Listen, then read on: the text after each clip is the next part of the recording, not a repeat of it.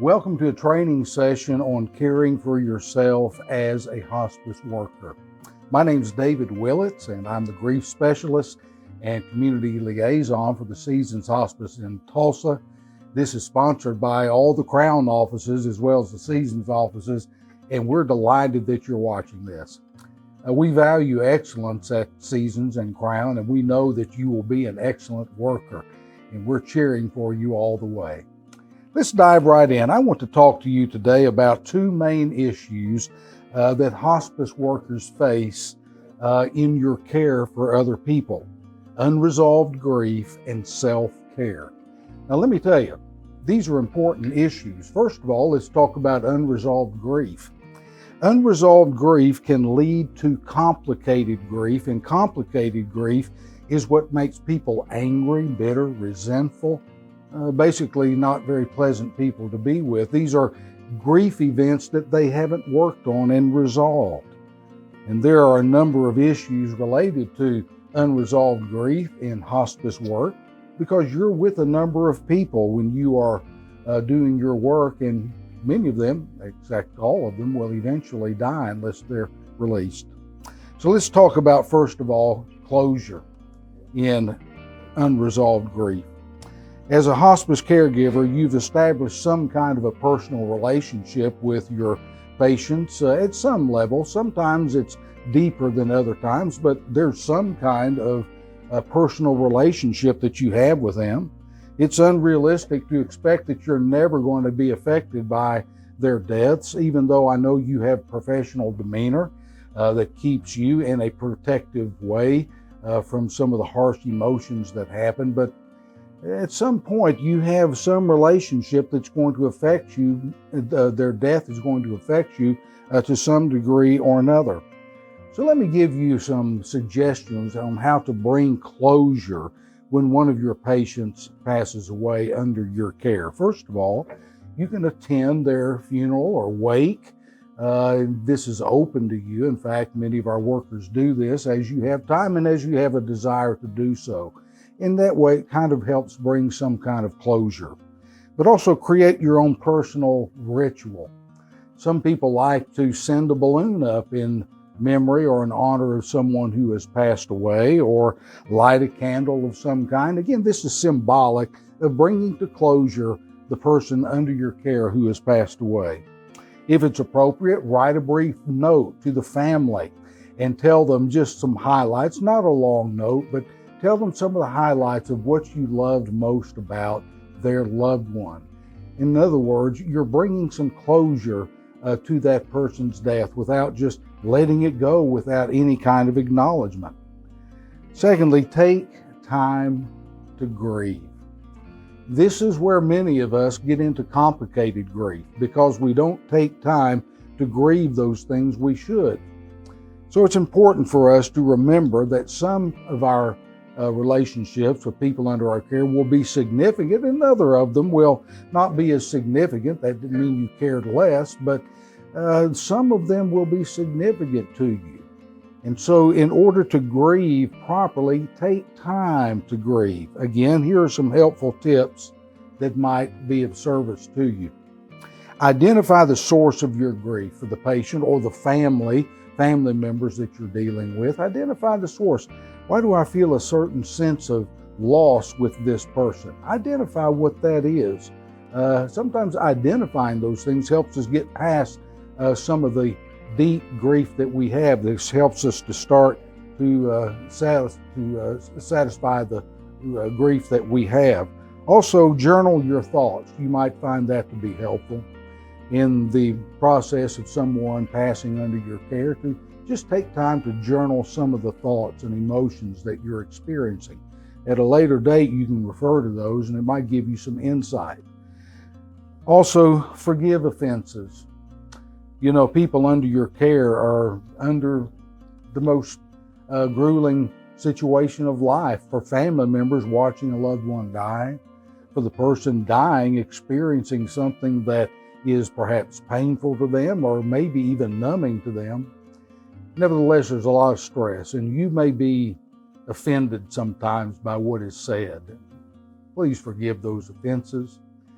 Let them go. count them off to some of the stress of the circumstance. Don't carry them with you. Don't take offense personally to those things.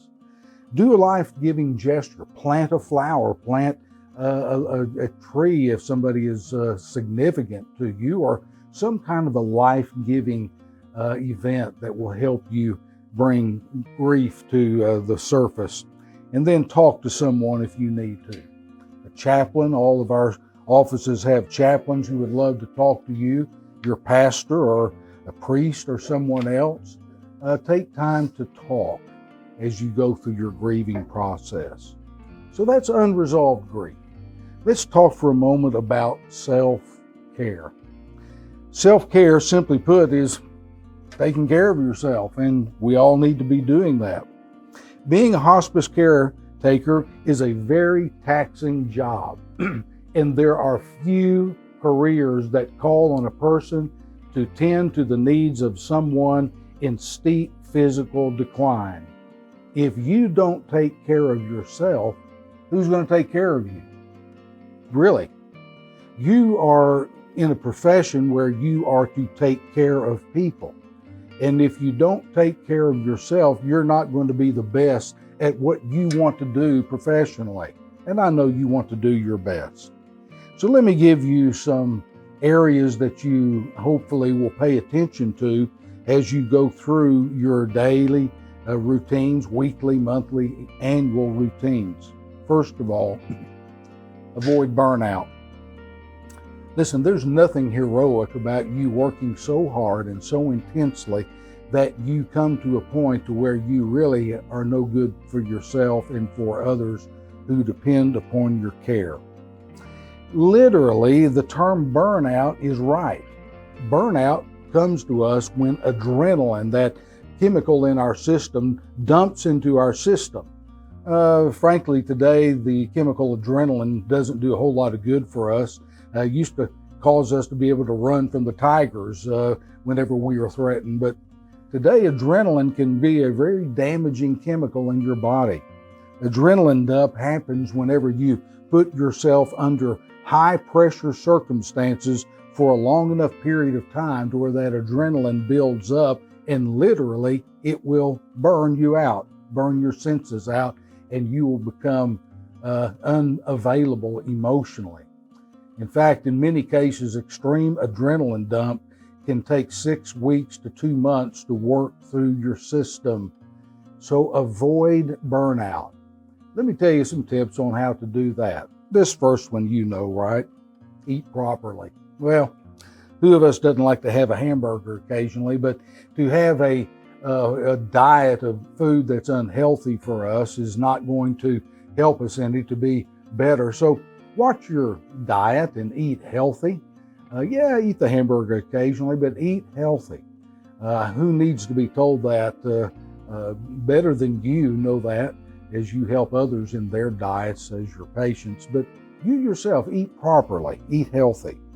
Exercise moderately. This changes from time to time in the professional area. Right now, as of this taping, moderate exercise is considered to be 150 minutes per week. That breaks down roughly to 22 minutes per day. So take time to just moderately exercise. Go to the mall and walk, or however you need to whatever you need to do to get your bones and blood working, to get that energy level back up. That'll help you to avoid burnout. But also, nourish your soul. Now, some of you may not be part of an organized religion. Some of you may not be believers at all. Here at Seasons and Crown, we're unashamedly a Christian organization, but we respect your spirituality.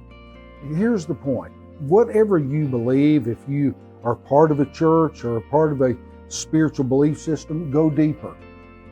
If you're not particularly a religious person, then practice other things that will nurture your soul, such as a meditation or yoga, or something that can be good for you, such as reading deep, meaningful poetry. We have a soulish side, not just a physical side. Take time to nourish your soul under self-care. But also I want to encourage you to listen to your body. Learn to relax. You know, if you just sit in the chair for just a moment and go from the top of your head down to the bottom of your feet, telling each part of your body to relax, you'll be surprised at how relaxed you'll feel after 2 or 3 minutes. Do that several times a day. Your body gets tense. Take time to relax your body.